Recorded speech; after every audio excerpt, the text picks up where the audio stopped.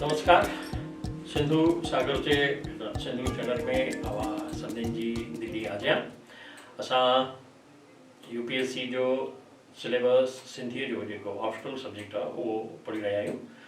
क़रीब क़रीब जेके यूपीएससी में सिलेबस आहे उहो असांजे महर्षि दयानंद सरस्वती विश्वविद्यालय जेको अजमेर जो आहे उनजो जेको MA फाइनल आहे उन में बि क़रीब क़रीब कुझु किताब उन में बि अचनि था पिया। त मां सम्झां थो जेके ॿार असांजा अजमेर मां MA करे रहिया आहिनि उन्हनि खे बि हीउ फ़ाइदो पहुचाईंदो हूंदो। तव्हांजा कमेंट्स असांखे मिली रहिया आहिनि, तव्हांजी वॾी वॾी महिरबानी। अॼु असीं जेको चैप्टर खणी आया आहियूं उहो आहे नारायण श्याम ते। नारायण श्याम हिकु अज़ीम शाइर आहे, असांजो युगानी शाइर आहे। युगानी शाइर इन करे थो मां चवां जो हिन हिकु वॾी हासिलातूं जेके कयूं पंहिंजे शाइरीअ जे क्षेत्र में, नज़्म जे क्षेत्र में, उन्हनि खे ॾिसंदे ई मां अची रहिया कि हिकु युगाना शाइर आहे। त नारायण श्याम ते अॼु जेको मां तव्हां सां ॻाल्हि करे रहियो आहियां उन्हनि जी शख़्स ऐं शख़्सियत ते ॻाल्हि रहिया आहियां। हिन में मूं जेके मददी किताब खया आहिनि उहो हिकिड़ो किताबु आहे जेको जंहिंजी एडिटिंग कई आहे साईं हरी हिमथाणी साहिबु। ॿियो साहित्य अकेडमी किताबु छपायो हो नारायण श्याम जो monogram makers of Indian literature, उनमें सिंधी जो लिटरेचर साईं नारायण श्याम परम अभिजिताणीअ लिखियो आहे। ही ॿ किताब त मेन आहिनि जिन मां कुझु मूंखे मदद मिली आहे ऐं इन्हनि जी ई मदद जे हिसाब सां मां अॼु तव्हांखे नारायण श्याम जी रचनाउनि जे बारे में ॿुधाइण खां पहिरीं उनजी शख़्सियत जे बारे में, उनजी जेका रचनाऊं उन्हनि कयूं आहिनि उन जे बारे में अॼु मां तव्हां सां ॻाल्हि ॿोल कंदुसि। साईं नारायण श्याम साहिब जो जनमु जेको आहे 25 जुलाई 1922 में थियो ऐं जेका साईं सुरवास वञी करे साईं जो दर वसायो उहो आहे 10 जनवरी 1989। कहिड़े ॻोठ में थियो? नंढो हिकिड़ो ॻोठ आहे खाजी, नवाबशाह जिले में। उन में साईं नारायण श्याम जो जनमु थियो। उते ई हिननि प्राइमरी जेको आहे एजुकेशन वरिती ऐं उन खां पोइ मुंबई विश्वविद्यालय मां, छो तॾहिं सिंध जेका आहे उहा बॉम्बे प्रेसिडेंसी जे अंडर में ईंदी हुई, त उहा जेका मुंबई यूनिवर्सिटी हुई उन मां पर्शियन में जेका 1943 में हुननि उतां डिग्री कई आहे। उहा डिग्री करण खां पोइ नवाबशाह शहर ज़िले जो ई हिकिड़ो तहसील आहे नौशहरो, अॼुकल्ह नौशहरो ज़िलो थी वियो आहे हली। उन नौशहरे ज़िले में हिकु मदरसो, उन मदरसे में पर्शियन जो टीचर बणियो ऐं अक्टूबर 1947 ताईं उते रहियो। ॾिसो 15 अगस्त 1947 ते देश आज़ादु थो थिए, मुल्क जो विरहाङो थो थिए, 14 अगस्त ते पाकिस्तान ठही थो रहे, पर हू उते अक्टूबर ताईं रहियो। माना हीउ बिल्कुलु हिकिड़ो हिसाबु मिले थो त असांजा जेके सिंधी भाउर उतां विस्थापित थिया उहे अक्टूबर नवंबर जे आसपास या घणो करे जनवरीअ जे आसपास उतां निकिता आहिनि। 1947 ताईं उते रहिया हुआ। उन खां पोइ जेको आहे हेॾे हिंदुस्तान में अची था वञनि। पर संदन जो पिता साहिबु जेको हो गोकुलदास, उहो नवाब शाह में रेवेन्यू डिपार्टमेंट में मजिस्ट्रेट हो। और जेकी ज़मीन जाइदादनि जा कम थिया न रेवेन्यू जा, उन में हू मजिस्ट्रेट जो जेको आहे ठहियो, जंहिंखे अॼुकल्ह RAA था चऊं पिया। उहो जनवरी 1948 मां मुंबई मां थींदा अजमेर में अची पहुता। माना उहो हवाई चइजे त जहाज़ जे ज़रिए, कराची मां जहाज़ जे ज़रिए बॉम्बे आहिनि ऐं बॉम्बे खां पोइ अजमेर आहिनि ऐं अजमेर वसायो अथनि। हिते कुझु महीना रहिया आहिनि। उन खां पोइ जेको हिननि खे पोस्ट एंड टेलीग्राफ, जीअं अॼुकल्ह जेको डिपार्टमेंट आहे उहो टेलीग्राफ त ख़तमु थी वियो आहे हली, हाणे वञी रही आहे हिकिड़ो पोस्ट ऑफिस। पर पहिरीं पोस्ट एंड टेलीग्राफ डिपार्टमेंट जेको आहे गॾु हूंदो, उन में जेको ऑडिट डिपार्टमेंट हो, उन ऑडिट डिपार्टमेंट में हिननि खे नौकरी मिली ऐं उन खां पोइ अजमेर छॾे करे उन्हनि दिल्ली वसायो। आख़िरी ताईं उहो दिल्लीअ में रहिया। नारायण श्याम साहिब जी शादी जेका आहे 1940 में थी आहे रायसिंघानी फैमिली में, जेके साहित्य जा हुआ। एंड जेको आहे हिननि जे परिवार में, माना नारायण श्याम जे परिवार में 4 पुट ऐं 4 धीअरूं हुयूं। ऐं नारायण श्याम 12 सालनि जी उमिरि में जेके लोकप्रिय काफ़ियूं हुयूं उन्हनि जी नकल कंदे शेर चवणु शुरू कयो। हाणे ॾिसो हुनखे माना दाद किथां मिली, या ईअं चइजे हुननि जे लिखण जी शुरूआति जेका आहे उहा कीअं थी। जॾहिं उहे स्कूल में हूंदा हुआ त हुननि जे मास्तर जेको आहे उनखे कुझु शेरो शाइरी जा ॾिना किताब या पन्ना, त उन मां हुननि खे नकल करणु लॻी। नकल कंदे कंदे उहो शेर बि चवणु लॻी विया हरी। हिकु हिन जो हिकु मैगज़ीन में छपियल शहरनि जे मथां उन जो वज़न लिखियो, हिकु मैगज़ीन हिनखे हिन जे मास्टर साहिब ॾिनी, त उन मैगज़ीन में जेके शेर और शाइरी लिखियल हो उनजे मथां उनजो वज़न बि लिखियल हो, वज़न आहे न रदीफ़ एंड काफ़ियो जेको जंहिंखे चवंदा आहियूं उहो लिखियल हो, त उहो उनखे सम्झ में कोन आयो, त उहो सम्झ में न आयो त उहो वञी करे हिन पंहिंजे पिता साहिब खां पुछियो त हीउ छा थींदो आहे, त हिन जे पिता साहिब जेको आहे हिननि खे ॿुधायो त हीउ हिन तरीक़े जो वज़न आहे जॾहिं मात्र छंद ऐं मात्राऊं जेके आहिनि न छंद मात्राऊं हिकु हर हिकु छंद में घणी मात्राऊं थींदियूं आहिनि, उहे मात्राऊं हुननि खे सम्झायूं, त ईअं चइजे त शाइरीअ जे क्षेत्र में नारायण श्याम जो पहिरियों गुरु संदसि पिता साहिब गोकुलदास हो। हा हीउ जेको नारायण आहे नारायण श्याम जी जेका ओरिजिनल सरनेम आहे उहा नागराणी आहे, हेम नागवाणी हिननि जो भाउ आहे जेको दिल्लीअ में नाटक वग़ैरह कंदो हो। हाणे नागराणीअ मां नागराणी मां नारायण श्याम कीअं थियो, त नारायण श्याम जो हिकु दोस्त हूंदो हो, उनजो नालो हूंदो हो श्याम, ॾाढी घाटी दोस्ती हूंदी हुई, ॿई हिकु पंहिंजे पाड़े में ई रहंदा हुआ, उन पाड़े में ई रहंदे हुनजी एतिरी दोस्ती सुठी थी वई वॾी जो जॾहिं हिन लिखणु शुरू कयो त उन में हिन पंहिंजो तख़लुस जेको आहे उहो श्याम रखियो, त नारायण श्याम जेको आहे उहो श्याम हिन जे दोस्त जे नाले ते पियो। त हाणे इन श्याम जे घर में जेको आहे न परसराम ज़िया ईंदो हो, परसराम ज़िया हिकु सिंधीअ जो मक़बूल शाइर आहे, मशहूरु शाइर आहे, उहो उनजो मामो हूंदो हो श्याम जो, उहो हुनजे घर ईंदो हो, त उहे उन ई हुनखे ॿुधायो त पंहिंजो तख़लुस जेको आहे उहो कीअं रखिजे, ऐं तख़लुस सां बि पंहिंजी रचनाउनि ते पंहिंजे चइजे शख़्सियत ते बि जेको आहे न असरु पवंदो हो। परसराम ज़िया जी बि हुन ते पियो, त इन करे हुन पंहिंजो नालो तख़लुस जेको आहे ज़िया रखियो परसराम मां, उहा ई थी वई। ऐं उन्हनि जे थ्रू ई जेको आहे हिननि जी मुलाक़ात जेका आहे मुराद अली काज़िम सां थी आहे, मुराद अली काज़िम सिंध जो अज़ीम शाइर आहे उन सां थी आहे, ऐं उहे हिननि खे सलाहूं ॾींदा हुआ त गज़ल कीअं लिखिजे, भई हिन माना परसराम ज़िया ऐं शेख मुराद अली काज़िम। डीजे हिननि जॾहिं पंहिंजी स्कूल जी एजुकेशन पूरी कई त पोइ कराचीअ जे कॉलेज में वञी करे एडमिशन वरिती, कहिड़े कॉलेज में, डीजे सिंध कॉलेज में जेको आहे उन्हनि एडमिशन वरिती, त उते ई हिननि जी मुलाक़ात शेख अयाज़ सां बि थिए ऐं हरी दिलगीर सां बि थी थिए, ऐं उन सां कुझु ॿिए शाइर हुआ उन्हनि सां बि थिए थी, ऐं हिन जो पहिरियों किताबु जेको आहे उहो हरी दिलगीर सां गॾिजी करे 1953 में हिंदुस्तान में छपियो आहे, ऐं उनजो नालो हो माका फुड़ा, इन सिरे सां उहो छपियो आहे। इहो 1953 में हिन जो पहिरियों किताबु हो जंहिंमें नज़्म ऐं गज़ल ॿई शामिल हुआ, ऐं 1953 खां पोइ हुननि जो पहिरियों किताबु यानी हुनजे वैसे त चइजे ॿियो किताबु, पर रुॻो अकेलो रुॻो नारायण श्याम जो किताबु उहो ॿियो थियो 1955 में पंखुड़ियूं गज़ल, टियों रंगरती लहर 1957 गज़ल, रोशन छांवरो चौथों जेको 1962 में, जंहिंमें दोहा सोरठा टॉयलेट ऐं गज़ल आहिनि। हीउ रोशन छांवरो जेको आहे यूपीएससी जे उन में सिलेबस में शामिल आहे। पंजों माकबिना राबेल, उनमें वाई हाइकू दोहा सोरठा बैत गज़ल रुबाई ऐं नज़्म, माना शाइरीअ जा जेके बि क़िस्म आहिनि उहे सभु हिन में अची था वञनि। छहों आहे वारीअ भरियो पलांद 1968 जंहिंमें रुगो गज़ल शामिल आहिनि, ऐं हीअ असांजी MDS यूनिवर्सिटी अजमेर जे MA फाइनल में कोर्स में रखियल आहे।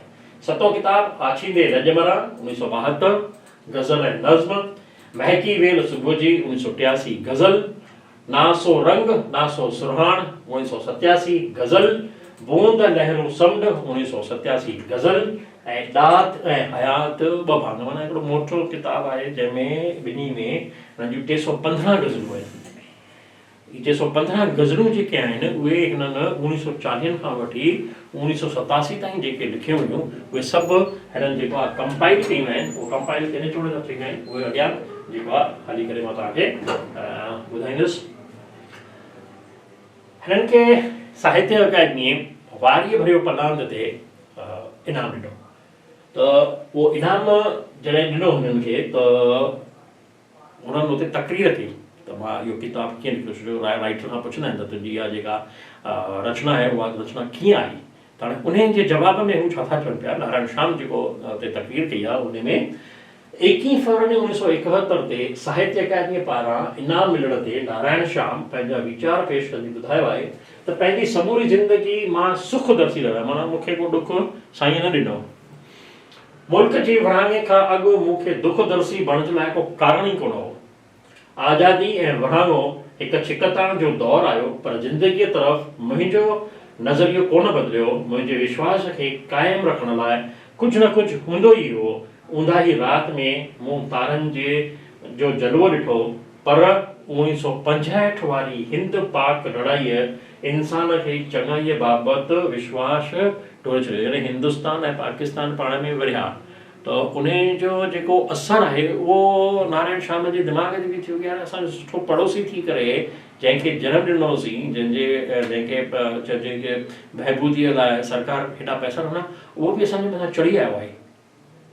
माना इंसान में त इंसान त रही ई कान का, इन ॾाढो टोड़े छॾींसि। उन लड़ाईअ मुंहिंजे तन मन में बेहद तलखी भरिजी वई, हिकिड़ो कड़वाहट ज़िंदगीअ में अची वञे हली, यार छा थींदो आहे। हिकु दिमाग़ जेको परेशान थी वेंदो आहे हरी न, जीअं समाज में का अहिड़ी ॻाल्हि थिए थी त जेको ज़हीन माण्हू आहे, जंहिंजे दिलि में उदमा उथनि था, जेको लिखे थो उहो वधीक परेशान थींदो आहे। जोगी, योगी, लेखक, कलाकार, इहे का नंढी ॻाल्हि थींदी आहे पंहिंजे मुल्क जे मथां त वधीक परेशान थींदा आहिनि, तॾहिं हू कलम खणंदा आहिनि ऐं पोइ कुझु रचना लिखी वेंदा आहिनि हली। जीअं प्रदीप जो आहे मेरे वतन के लोगों, कुझु यादि करो कुर्बानी, इहे जेके गीत आहिनि न, अहिड़ा गीत रचिजी वेंदा आहिनि हली जॾहिं हुनखे परेशानी थींदी आहे हली। त नारायण शाह बि जेको आहे परेशान थी पियो उन रचना करण जे लाइ कलम न खणी, तॾहिं हुन तलखीअ जो इज़हार कंदे मूं ॿ चारि गज़ल लिखिया ऐं पोइ लिखणु बिल्कुलु छॾे ॾिनो। तव्हांजो हेखाला नंढड़ी कविता ते मुंहिंजी नज़र पई, सरहद जे हुन पार खां हिकु सम्झ भरियो आवाज़ कननि ते पियो, जो मुंहिंजे दोस्त, कहिड़ो दोस्त, शेख अयाज़ जो हो। हुन चयो, ही संग्राम साम्हूं आहे नारायण श्याम, ही संग्राम साम्हूं आहे नारायण श्याम, हिन ते कीअं बंदूक खणां मां, हिन खे कीअं गोली हणां मां। आम जनता ऐं हिकु क्रिएटिव राइटर, उन जे साम्हूं जेकॾहिं का ॻाल्हि अचे थी पई त उहो कीअं थो उनजो इज़हार करे। हाणे हिंदुस्तान ऐं पाकिस्तान आहिनि त भाउर पाण में, भले हुननि जी चइजे कि पूजा पद्धति अलॻि हूंदी, हुननि जूं मञताऊं अलॻि हूंदियूं, पर आहिनि त पंहिंजे भाउर में हिकु ई रत्न। हिकिड़ो रुॻो जेको आहे पॉलिटिकली पार्टीशन थियो आहे, असां झगड़ो था कयूं पिया, बंदूकूं था हणूं पिया, हिक ॿिए जो खून था वाहियूं पिया, त लेखक जेको आहे परेशान थो थी पए, शेख अयाज़, ऐं लिखे थो हिकिड़ो ईअं चइजे कि ख़्यालु करे कि जेकॾहिं मूंखे हुन ते बॉर्डर ते मोकिलियो वञे ऐं साम्हूं जेकॾहिं नारायण शाह अची वञे, छो उन जी दोस्ती आहे। जेकॾहिं नारायण शाह अची वञे त छा मां हुनखे गोली हणंदुसि, हुन ते बंदूक ताणींदुसि न, त छा थींदो, देशद्रोही कहलाईंदुसि। त देशद्रोही हिनखे शेख अयाज़ खे मञनि था ऐं उतां जी सरकार हिनखे जेल में थी रखे पई, बंदि थी करे पई, नज़रबंद थी करे पई, ॾाढा ॾींहं थी बंदि करे। पर मुंहिंजो जेको अॼु जो टॉपिक आहे उहो नारायण शाह मां शेख अयाज़ कोन्हे, पर हिकु नंढी सी ॻाल्हि आई, हवाले में हवालो अची वियो त मां तव्हांखे ॿुधाए छॾियो त नारायण शाह हुन ते लिखी, पर हुनखे वीचारे खे ॾाढियूं तकलीफ़ूं ॾिसणियूं पयूं। ख़ैर, हीअ हिकु अहिड़ी कविता हुई जंहिं ॿिन्ही तरफ़नि जी जनता जे जज़्बनि जी सही तर्जुमानी थी गई, मतिलबु रिप्रेज़ेंटेशन ऑफ पब्लिक। रचना जेका आहे उहा हिकु लेखक जी तर्जुमानी नथी करे, रिप्रेज़ेंटेशन नथी करे, उहा ऑल ओवरऑल पब्लिक जेका आहे हुतां जी उनजी थी करे। इट मीन्स तंहिं टाइम में हुतां सिंध जी जेका जनता हुई उन जे दिलि में हिंद जे माण्हुनि जे लाइ ऐं ख़ासि करे सिंधियुनि लाइ पंहिंजी हिकु हुब हुई, हिकिड़ी प्रेम हो। ख़ैर, बरअज़ीम हिंद पाक उपखंड जे कंहिं बि ॿोलीअ में उन विषय ते अहिड़ी का कविता मुंहिंजी नज़र कान चढ़ी आहे जा हिन कविता सां भर मिटे सघे, माना उन खां पोइ अहिड़ी कविता कान हुन नज़र चढ़ी आहे। ख़ैर, उन कविता मुंहिंजो इंसान जी चङाईअ में विश्वास हिकु तरह वरी जाॻायो, तोड़े जो उहा मुंहिंजे मन जी समूरी तलखीअ खे मेसारे न सघी, मां अञा बि कुझु लिखी न पिए सघियुसि। माना हीअ कविता त हुनखे आई, ॾिसण में आई, हुन ते वीचार बि कई, पर उन खां पोइ बि दिलि में जेको कड़वाहट हुअसि उहा दूर न थी सघी, त वरी रचना हुन न कई। पोइ छा थो थिए, चए थो, मुंहिंजे प्रकाशक दोस्त, माना हुनजा जेके किताब हिन में घणा प्रकाशित कया उहे साईं हरि हिमथाणी साहिब कया, जे घणे जोर भार हेठि मूं पंहिंजा अणछपियल गज़ल सहेड़णु शुरू कया ऐं ईअं कंदे कुझु ॿिया बि गज़ल लिखी वरितमि ऐं इजो ईअं हिन किताब जो जनमु थियो। माना पब्लिशर कंहिं राइटर खे चए कि तुंहिंजूं कुझु रचनाऊं ॾे त मां कुझु किताब छापियां, ऐं हुनजे दिलि में को अरमान ई न जागे त उहो लिखे कीअं। त लिखण जे लाइ हिकु सुठो माहौल खपंदो आहे, वीचार खपंदा आहिनि, ऐं अंदरि जी जेका हूक आहे न उहा हुअणु घुरिजे, तॾहिं उहो करे सघे थो पियो। त हिन छा कयो, कुझु गज़ल सहेड़िया पंहिंजा ऐं कुझु नवां गज़ल लिखिया, ऐं उन खां पोइ किताबु अची वरी कहिड़ो, जंहिं ते हिननि खे पुरस्कार मिलियो आहे वारीअ भरियो परांत। खैर रचना प्रक्रिया जे बारे में संदन वीचार हिन रीति आहिनि। छा, जहन में जॾहिं को वीचार रूप वठणु लॻंदो आहे त उन वक़्तु ॼण रेगिस्तान में ॿिपरनि वारी सुनसान वीराने जो आलम हूंदो आहे। वाह, छा मतिलबु जेको न अखर उन चुगिया आहिनि, जंहिंमें सूरज बाहि वसाईंदो रहंदो आहे, ऐं तॾहिं अचानक हिकु ताज़गी, मधुरता ऐं लय भरियल झरणो फुटी निकिरंदो आहे। कुझु वक़्त खां पोइ उन कलमबंद थियल रचना ॾांहुं ओसाही नज़र सां ॾिसंदो आहियां, हिनखे थी बि छा हासिल थियो आहे, वारीअ भरियो पलांत। जेकॾहिं का वीचार उथे थो, उन वीचार जे मन में गहनता सां वीचार थो थिए, जॾहिं बिल्कुलु माना जीअं रेगिस्तान में ॾींहं जो सिज तपंदो आहे, अहिड़ी तपत जॾहिं अंदरि में अची वेंदी आहे, हली उन तपत में हिकु झरणो फुटंदो आहे। किथे, रेगिस्तान में, यानी वीचारनि जे रेगिस्तान में, वीचारनि जी धारातल ते हिकु वसंदो आहे झरणो। पोइ कलम खणी करे ऐं लिखंदो आहे, लिखी वरी रखे छॾींदो आहे। लखे रखण खां पोइ लॻंदो आहे भई हा इहा रचना बराबरि लिखी आहे, त छो लिखी आहे, छा हिनखे लिखणु घुरिजंदो हो, या हिन जो जन्म जेको आहे बराबरि माण्हुनि जे साम्हूं खणी अचण लाइ थियो आहे, हुन ते वीचार करे तंहिंखां पोइ हुनखे फेयर करे थो ऐं उहो रचना छपण जे लाइ मोकिले थो, त हुनखे हासिल छा थियो, हुन रचना खे छा हासिल थियो, उन ॾिसो केॾी सुठी तरह थो करे। छा हासिल थियो, वारीअ भरियो पलांत। अचो अॻियां था हलूं। सिंधी शाइरीअ जे दौरनि ऐं नारायण श्याम जी रचनाउनि जे बारे में ॾाढनि ॼणनि लिखियो आहे, ॾाढनि ॼणनि ते कलम आज़माई कई आहे, पर हुन में कुझु जेके मशहूरु आहिनि हुन में सुगन आहूजा साहिबु बि लिखियो आहे, जंहिं रोशन छांवरो जो मुहाग लिखियो आहे। हाणे रोशन छांवरो जो मुहाग में जेको लिखनि था पिया पंहिंजा सुगन आहूजा साहिबु, छा था लिखनि त बेवस पंहिंजी शाइरीअ खे नवां वज़न, नवां इस्नाफ़, नवां मौज़ू, नवां उमंग ॾेई मक़बूल ऐं इज़त लाइक़ु बणायो। ईअं बेवस पंहिंजी शाइरीअ सां पहिरीं सुजाॻीअ जे लाइ तारीख़ी रोल अदा कयो। यानी जेकॾहिं असीं दौरनि जी ॻाल्हि कयूं, शाइरी में कहिड़ा कहिड़ा दौर हुआ, अवाइली दौर में कहिड़ा शाइर हुआ ऐं उन खां पोइ वारा कहिड़ा शाइर आहिनि, त सुगन आहूजा साहिबु चए थो त पहिरियों जेको चइजे दौर शुरू कयो आहे, उहो कयो आहे किशनचंद बेवस, नई सुजाॻी वारो। ठीकु आहे, पहिरीं सुजाॻी इहा ई आहे। ऐं ॿी सुजाॻी कहिड़ी आई आहे, शेख अयाज़ मौज़ूआती सुजाॻीअ खे अञा बि नवां फार्म, नवां वज़न, नवां मौज़ू ॾिना, अञा बि नवां लफ़्ज़, नयूं तरकीबूं ॾिनियूं। हिन सिंधी शाइरीअ खे नओं ज़हन, नओं शहूर ॾिनो ऐं ईअं इनफ़रादियत, नई आफ़ाक़ियत ॾिनी।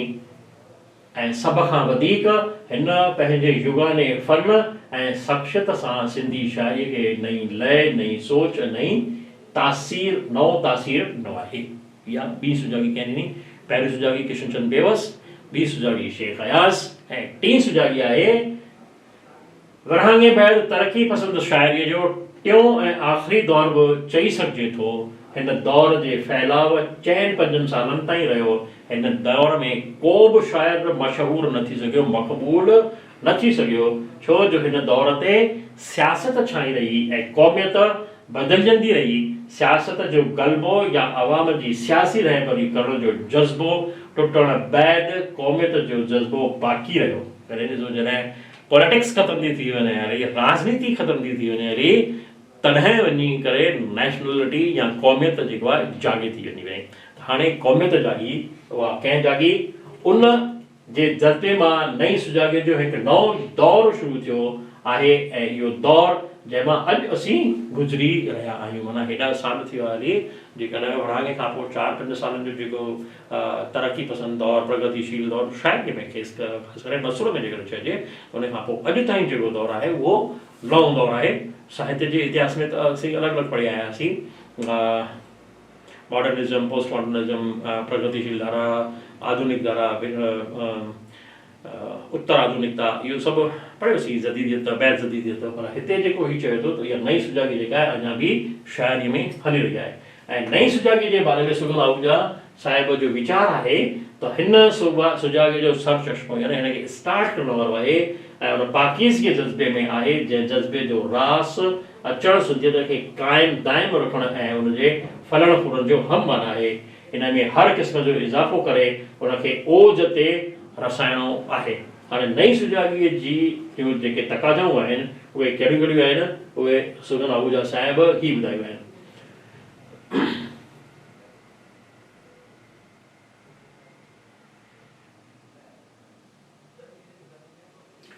पारसी ऐं उर्दू ॿोली जी गैर मानूस ऐं तक़ीद लफ़्ज़नि ऐं तरकीबुनि जो इस्तेमालु घटिजणु घुरिजे ऐं सिंधी लफ़्ज़नि जो वाइपो वधणु घुरिजे। सभिनी खां पहिरीं जेका सुजाॻी अचणु घुरिजे असांजी उहा अचणु घुरिजे हीअ त उर्दू ॿोलीअ जा जेके अख़र आहिनि, जेके अरबी फारसी जा अख़र आहिनि, उहे घटि असां वटि यूज़ थियणु घुरिजनि, माना शाइरीअ में या शेर में जेके असीं चऊं था उहे घटि अचणु घुरिजनि। ॿिए आहिनि नवां फॉर्म्स ऐं जेका आहे लिरिकल शाइरी, माहौल सां ख़ारिजी हालतुनि सां मुतासिर थी या दाख़िली कैफ़ियतुनि जी तर्जुमानी कंदे शाइरीअ जे रूप में जा चीज़ बेसाख़ या ख़ुदि ब ख़ुदि सां बिना कंहिं ख़ासि कोशिश जे शाइर जे मुंहं मां निकिरे थी, सा लिरिकल शाइरी आहे।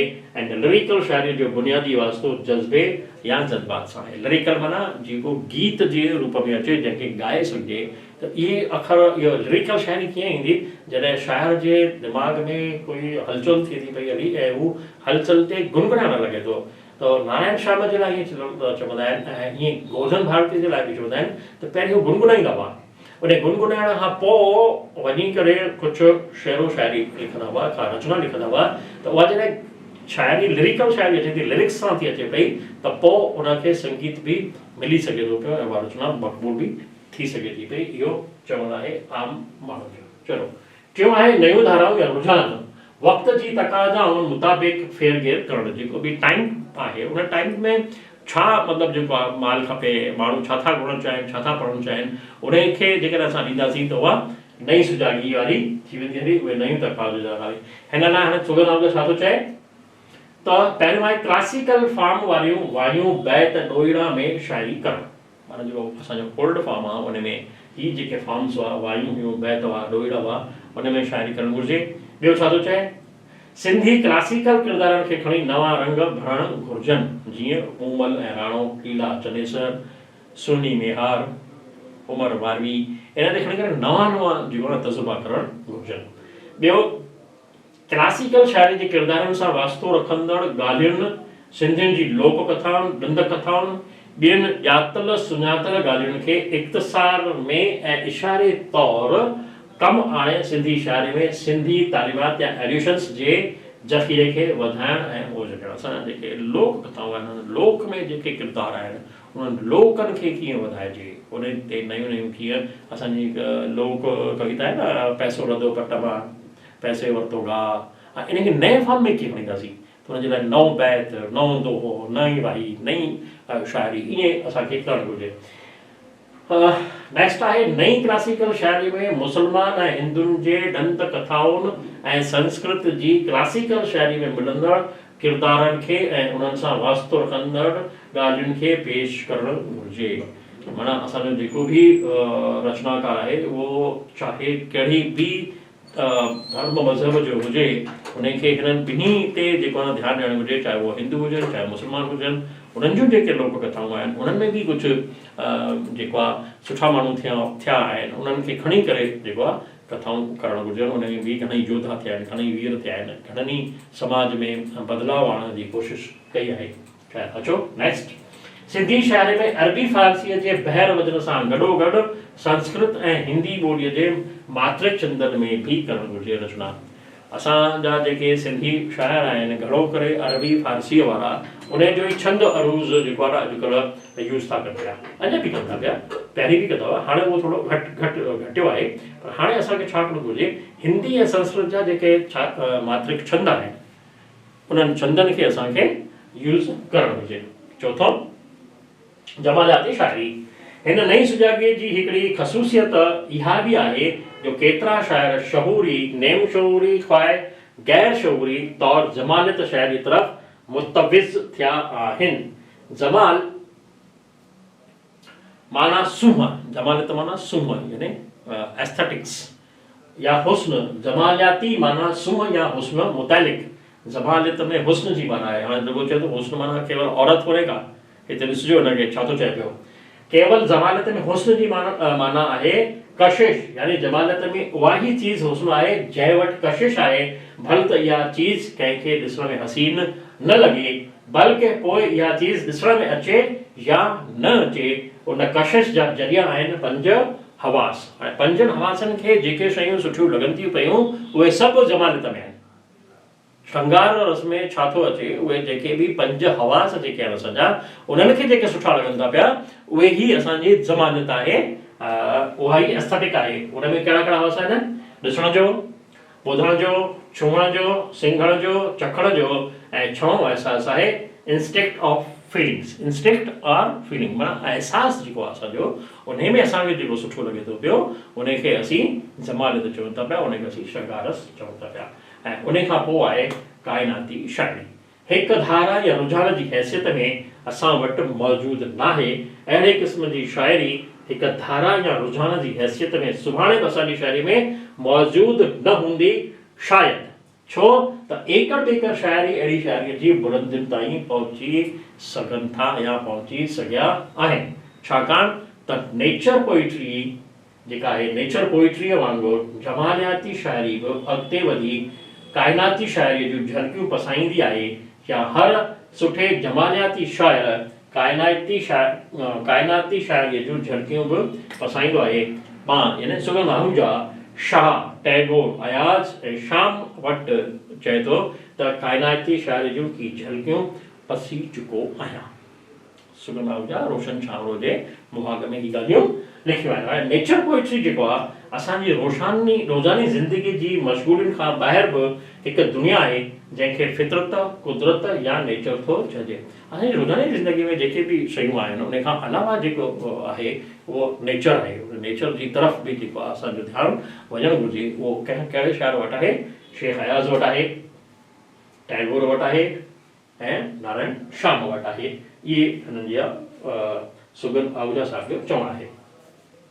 हिन दुनिया खे फितरत निगारीअ या नेचर पोइट्री जे रस्ते पाए असांजी दुनिया वसी थी वञे, यानी वॾी थी वञे। या शाइरी असांजे हवासनि ऐं एहसासनि खे ताज़गी बख़्शे थी, यानी मस्तु थी थासीं। यानी जेकॾहिं अहिड़ी शाइरी असीं पढ़ंदासीं ॾिसंदासीं त असीं मस्तु थी सघूं था पिया। अचो असां में अज़ब ऐं ख़ुशीअ जा भाव जाॻाए थी, ऐं कॾहिं ज़िंदगीअ खे बहितर बणाइण लाइ हल्कनि इशारनि जे रूप में की सबक़ बि ॾिए थी पई। हुन जा उदाहरण बि हिन ॾिना आहिनि, उहे अॻियां ॾिसूं था पिया। नारायण शाम जी किताब रोशन छांवर जे बारे में फतेह चंद वासवाणी साहिब बि पंहिंजा वीचार पेश कया आहिनि। उहो लिखे थो, रोशन छांवरो संदसि शहर जो बहितरीन इंतखाब लिखियो थो वञे। उन में हिन ज़िंदगीअ जे लाही चाढ़ी लाह चाड़, रोशनी ऐं अंधकार, सतह ऐं गहराईअ जी ओख डोख कई आहे। कुदरत, ज़िंदगी ऐं मोहबत जा अनेक नुक़्ता फ़लसूफ़ाणे फिलोसॉफिकली नमूने असां वटि ज़ाहिर कया अथसि पंहिंजी रचनाउनि में। क़दुरदाननि इन लाइ संदसि इज़त अफ़ज़ाई पिणु कई आहे। हुन इहे जेके हुन में रोशन छांवर में छपियूं आहिनि हुनजा दुआ सोठा वग़ैरह, त हुननि जी क़दुरु शनासी बि थी आहे, हुननि में इज़त अफ़ज़ाई बि मिली आहे, इज़त बि मिली आहे, हुनजो उत्साह वधन बि थियो आहे। शाम जी वाईअ बाबति फतेह चंद वासवाणी साहिब लिखे थो, ईअं चवणु बेज़ा न थींदो त शाह वाईअ खे जनमु ॾिनो, अयाज़ उनखे पाले निपाए जवान बणायो, ऐं शाम उनखे सजाए सिंगारे गहणा पाए सुहागण बणायो आहे। यानी हिकु कल्पना जेका आहे फतेह चंद वासवाणीअ जी वाईअ जे बारे में, त जीअं को धीउ ॼणे उनखे हुनजो चाचो पाले निपाए हिकिड़ो, ऐं ॿियो जेको आहे हुनखे शादी कराए, त हीअ उन तरीक़े जी जेका आहे हिकिड़ी मुशाबहत हुन कई आहे। नारायण शाम ऐं शेख अयाज़ जी रस्म जे बारे में हरी दिलगीर साहिब पंहिंजा वीचार पेश कंदे लिखियो आहे त अयाज़ जे शहर में मौज, मस्ती, उॾाम ऐं उछल आहे, ऐं शाम जे शहर में छा आहे? मधुर मिठास ऐं गहरी गंभीरता। हिक में लहर आहे त ॿिए में ठहर। ऐं हिकु ॻाईंदड़ वॼाईंदड़ आबशार आहे त ॿियो आहे सुंदर ऐं शीतल सरोवर। ॿिन्ही जी कविता में सचाईअ जी सूंहं ऐं सुरहाण आहे ऐं असलियत पंहिंजे पूरे ओज ते। ॿिन्ही जी कल्पना कमालियत जूं चोटियूं थी छुए, फन जे लिहाज़ खां शाम, अयाज़ खां ॿ रतियूं कसर आहे। अचो अॻियां हलूं। नारायण श्याम जी रचनाउनि ते घणनि ई लेखकनि पंहिंजा राया ॾिना आहिनि, जिन में गोवर्धन भारती, डोनर राही, वासुदेव निर्मल, सदारंगाणी खादिम, वासुदेव मोही, चेतन करनाणी, लक्ष्मण भाटिया कोमल, अर्जुन हासिद, हरीश वासवाणी, तनवीर अब्बासी, मोहम्मद इब्राहिम जोयो वग़ैरह वग़ैरह। हिननि जी रचनाउनि ते कंहिं न कंहिं किताब ते पंहिंजा पंहिंजा वीचार पेश कया आहिनि। हिननि सभिनी श्याम जी रचनाउनि जे गीत, गज़ल, नज़्म, दोहा, बैत, सोरठा, वाई, रुबायूं, तराइल, तस्वीरुनि जी साराह जा ढुक भरिया आहिनि। नारायण श्याम जी हिकु वाही आहे, दूर दूर हुए दूर, दूर दूर हुए दूर, अलाह अख छा थी ॻोल्हे, अलाह अख छा थी ॻोल्हे, कूंजूं करे कतारूं उॾाणियूं, दूर उफ़क़ खां दूर, अलाह अख छा थी ॻोल्हे। कूंजूं उॾामी वयूं त उनखां पोइ अख छा ॻोल्हींदी। अचो त ॾिसूं था छा थी ॻोल्हे। विटड़ी वेई कजली ककड़ी, विटड़ी वेई कजली ककड़ी, मिड़ंदी हान न मोर, अलाह अख छा थी ॻोल्हे। उबाण के उभॾां निहारे, उबाण के उभॾां निहारे, पेई कहिड़ी पूर, अलाह अख छा थी ॻोल्हे, अलाह अख छा थी ॻोल्हे। राहत सहाई जमुना जरकी, रात सहाई जमुना जरकी, लहरनि में वहलूर, अलाह अख छा थी ॻोल्हे, अलाह अख छा थी ॻोल्हे। तारनि बि कर मोड़िया, तारनि बि कर मोड़िया हाणे, चंड निंड में चूर, अलाह अख छा थी ॻोल्हे, अलाह अख छा थी ॻोल्हे। दूर दूर हुए दूर, अलाह अख छा थी ॻोल्हे, अलाह अख छा थी ॻोल्हे। नारायण श्याम जी शख़्सियत सिंधु सागर वांगुरु विशाल आहे। संदसि रचनाऊं समुंड जेतिरियूं गहरियूं ऐं ऊंधियूं आहिनि, जंहिंमें गोता खोर टुॿी हणी माणिक मोती लाल ॻोल्हे सघनि था। जेतिरो गहरो वेंदा ओतिरी वधीक दौलत माणींदा। छो माणींदा त शाह साहिब जो ई हिकिड़ो चवणु आहे त सेवा कर तूं समुंड जी, जित जर वहे थो जार, सवे निपजन तंहिंमें हीरा मोती लाल, जे मासो जुड़ई माल त पूजारा पुर थियनि, से पूजारा पुर थिया, समुंड सेवियो जिन, आंदाऊं अमीक मां ज्योति जवाहरनि, लदाऊं लतीफ़ चवे लालन मां लहरुनि, कान्हे क़ीमत तिन, मुल्ह महांगो उन जो। कंहिं बि साहित्यकार जी रचनाउनि खे असीं पढ़ंदासीं, सम्झंदासीं त हर वक़्तु उहा नई लॻंदी ऐं हर वक़्तु असांखे का नई जेको आहे वीचार ॾींदी, नई सबक ॾींदी, नई रोशनी ॾींदी। हिकु भेरो तव्हां गज़ल पढ़ंदा या हिकु भेरो तव्हां कविता पढ़ंदा त जेॾीमहिल तव्हांजी ज़हनी हालत आहे उन तरीक़े जी तव्हांखे सम्झाए छॾंदी। वरी ॿिए वक़्तु तव्हांजी ज़हनी हालत अलॻि आहे त तव्हांखे ॿी ॾींदी। हिकिड़ी माना ॿाहिरीं ॾींदी, वरी वेंदा त विझी ॾींदी, वरी वेंदा त गहरी वेंदी त ॿी ॾींदी। माना शाइरी जेका आहे उहा साम्हूं वारे खे जेका सम्झ आहे उनजे हिसाब सां उनजो जेको आहे लेवल तय थी थो वञे हली, ऐं उन लेवल जे हिसाब सां हू शाइरी पंहिंजी सम्झी सघे थो पियो। शाइर कहिड़ी तरीक़े सां रचना कई इन जी पाण खे ख़बर कोन्हे का, उनजा त अखर था असां ॾिसूं, पर उनजी गहरी जेका आहे उहा गहराइप तॾहिं ख़बर पवंदी जॾहिं उनखे हिकु ॿ टे दफ़ा असीं पढ़ंदासीं ऐं पढ़ी करे यादि कंदासीं त पाण खे ख़बर पवंदी त ओहो हीअ त हिन दुनिया जे लाइ त आहे ई कान का। हिन जो त सॼो वास्तो जेको आहे उहो ईश्वर सां आहे। हीउ प्यारु जेको आहे हुनजो हिकु प्रकृतिअ सां आहे, हिकु नेचर सां आहे। जेका असीं ॻाल्हि चई रहिया आहियूं उहा उन में उहो ईश्वर खे थो ध्यानु करे हुन ईश्वर जे बारे में ई पंहिंजी रचना कई आहे।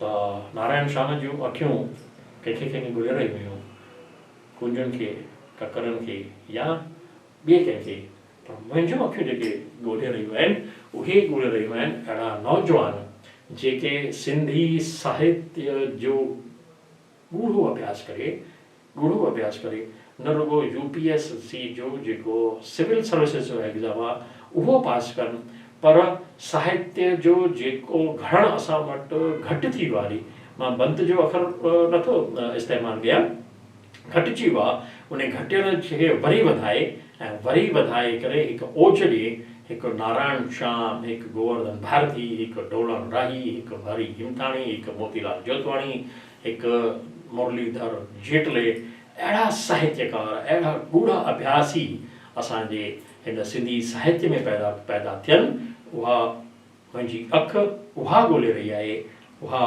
मूंखे पूरी उमेदु आहे, मूंखे पूरो विश्वास आहे त उहे जवान असांखे मिलंदा ऐं असांजो जेको सिंधी साहित्य आहे, जेको जहिड़ो पहिरीं ओज ते रसियो हिकु जॻह उनखे मिलियल हुई, उहा जॻह वरी उनखे असां विहारे सघूं था असांजे सिंधी साहित्य खे। इहा उमेद मां रखां थो पियो त ही हो असांजो जेको आहे नारायण श्याम जी शख्सियत जे बारे में, त मां उन्हनि खे ॻोल्हियां थो पियो, उमेद मिली वेंदा हली, पर उहो असांजे सिंधी साहित्य खे आसूदा कंदा। त नारायण श्याम जे बारे में, उन्हनि जी रचनाउनि जे बारे में, उन्हनि जी रचनाउनि में कहिड़ियूं कहिड़ियूं खूबियूं आहिनि, उहो तव्हां सां वरी मिली करे वंडींदुसि ॿिए वीडियो में। ही वीडियो तव्हांखे कीअं लॻो, पंहिंजा कमेंट बॉक्स में ज़रूरु लिखंदा। ही चैनल तव्हां जेकॾहिं सब्सक्राइब न कयो आहे त सब्सक्राइब करे वठंदा हींअर, जीअं बि वीडियो असां अपलोड कयूं था पिया त तव्हांखे उहे उन्हनि जो नोटिफिकेशन मिलंदो रहे, तव्हांखे सुठो लॻे त पंहिंजनि दोस्तनि यारनि साहेड़ियुनि सदुनि मिटनि माइटनि ताईं पहुचाईंदा ऐं पंहिंजा वीचार ज़रूरु कमेंट बॉक्स में लिखंदा। जय भारत, जय हिंद, जिए सिंध, जीअनि सिंधियत खे चाहींदा।